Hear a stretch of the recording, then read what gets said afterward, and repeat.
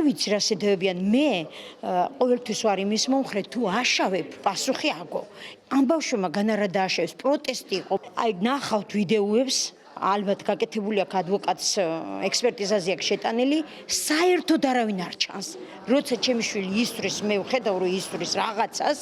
იღებს დაბლიდან იქნება და ცრემსადენ იმას ტყვიას ისწრის რაც ესროლეს მას თვითონ ხო არიციან მაგრამ ვიღაცამ რო თქვას რომ მომხვდა სადღაც იქ არ არსებობს არა ადამიანის საერთოდ სიცარიელია აი ეს არის თორნიკეს დანაშაული რომელიც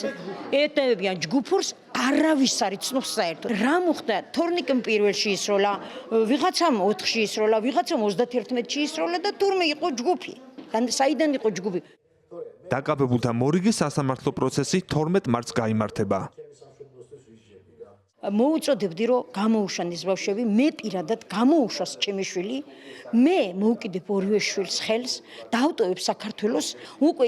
ისე ვარ რომ უსმენ სასამართლოებს რომ ბრაზისგან თუ არა იმისგან კი რომ მეშინია 6 წელიც რომ იცენ არ მეშინია მოიხდის სასჯელს არაფრისთვის